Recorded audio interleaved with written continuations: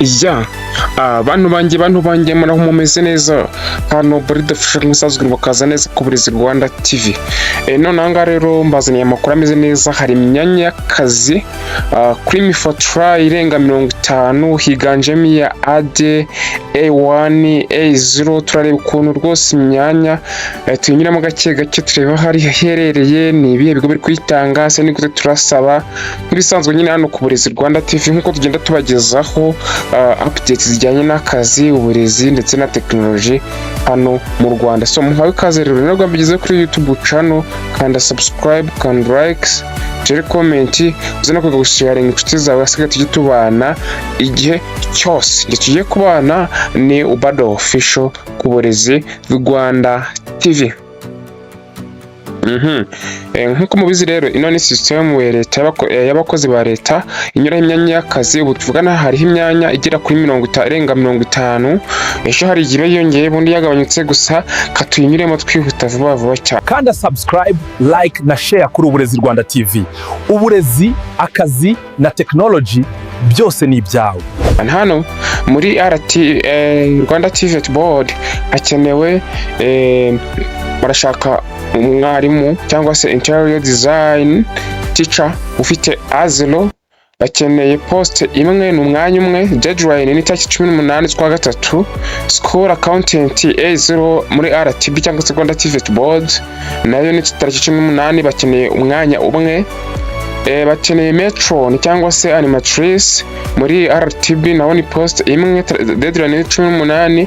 Patron nabundi muri RTB. Bagakenera citizenship teacher ufite A0 muri RTB cyangwa se Rwanda TV Board. Bagakenera instructor of culinary arts muri RP Karongi College muri ya kaminuza iherereye mu karere ka Karongi ni post imwe. Deadline ni tariki 17 z'ukwa gatatu. Assistant lecturer in hospitality management muri RP Karongi naho bakeneye umuntu umwe.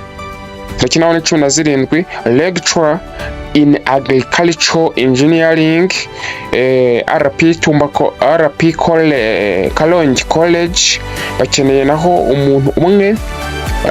Naho deadline ni tariki 17 z'ukwa gatatu 2026. Hakazaho GIS backend developer.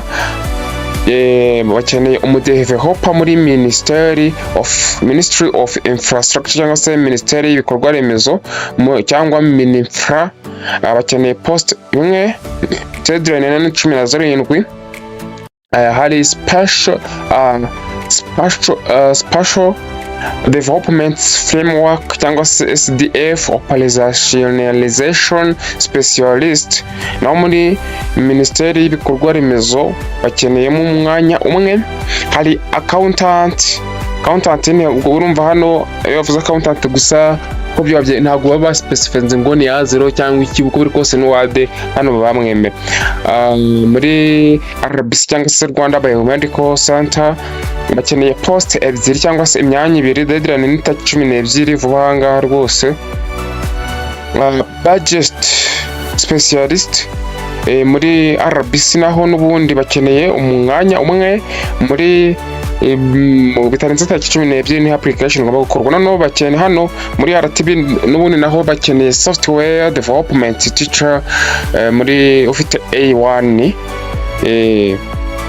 Deadline ni tariki 12. Software development teacher n'ubundi uruso naho ufite noneho A0.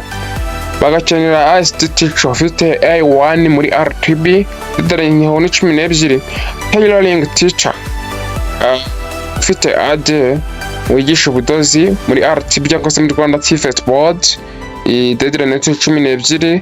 Fashion design teacher ufite A1 muri Rwanda TV Board. Akaza automobile technology teacher ufite A1 n'ubundi muri RTB. Manufacturing technology teacher ufite A1 muri Rwanda TV Board. Electronic and telecommunication teacher A1 muri Rwanda TV Board. Electronic and telecommunication teacher ufite A0. Multimedia production teacher A1 afite A1 muri Rwanda TVET board. Multimedia production teacher afite A0 muri Rwanda TVET board. Computer systems and architecture teacher muri Rwanda TVET board afite A1. Computer system and architecture teacher ufite A0 muri Rwanda TVET board. Tariki hose ni 12 deadline. Networking and internet technology teacher cyangwa se NIT teacher ufite A0 muri Rwanda TVET board. Networking and internet technology teacher ufite A1 muri Rwanda TVET board. Bake hose ni post imwe. Tourism teacher ufite A1 muri Rwanda TVET board. Irrigation teacher ufite A1 muri Rwanda TVET board. Food technology teacher A1 muri Rwanda TVET board. Forest teacher A1 muri Rwanda TVET board. Animal health teacher muri ufite A1 muri RTB. Tariki ni 12 n'ubundi nk'ibisanzwe ko nakomeje kugenda bibabwira. The deadline food and beverage teacher A1 muri RTB. Food processing teacher A1. Agriculture teacher A1. Public works teacher A1 aho hose ni muri TVET cyangwa se RTB. Land surveying teacher A1.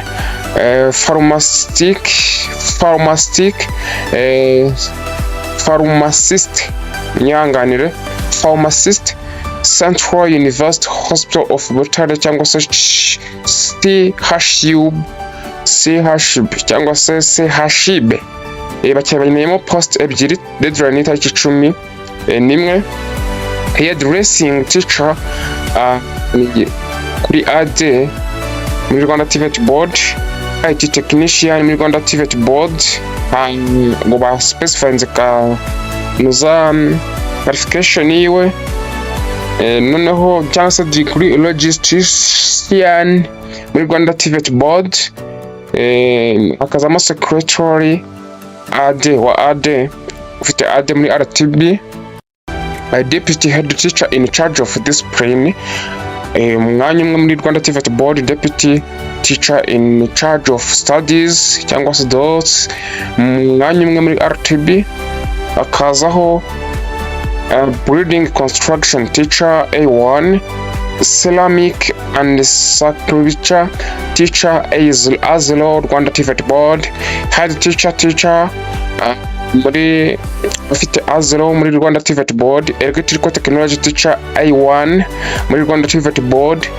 Quantity survey muri Rwanda TVET board. TVET senior electromechanical engineer muri RTB. Ngiyo imyanya igera kuri 50 tubanyuriyemo. Noneho ushaka nko kwa applying nk'umwanya runaka, katari urugero niba ukanze nkaha handitse ngo ushaka nko kwa applying kuri ngo ugakoraho gutyo. Nukoraho bareta bakwereka hano ibintu bavuga ngo ni iki ngiki exam to be uzakora psychometric test. Narabe video y'ukuntu muyitegura. Hariho preparatory session as per module.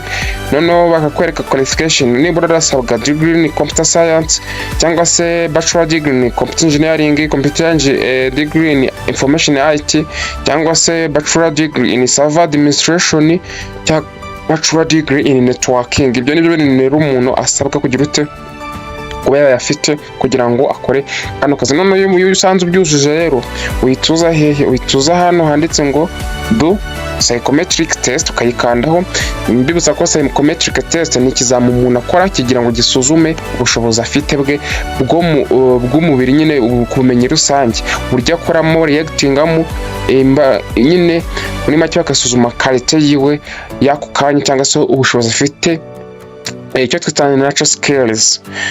Ubwo rero niko muragenda musaba ku bantu mufite ibibazo bijyanye na MIFOTRA, mwibagiwe ama email yanyu, mwibagiwe ama account, mufite amaranga muntu ari duplicate cyangwa se munako account wajya ko creating rero kugira ngo already you have an account kandi email ntabwo yibuka. Nshobora kubafasha mu nyandikire ni box WhatsApp cyangwa se yo kuri email, nta kibazo. Ni mirange muyibona muri description, mushobora kunyandikira cyangwa se mwibuka no gukora follow kuri WhatsApp channel yacu pininza muri comment. So nababwira ngo rero bye bye, nge twabanye yari Uburezi Official.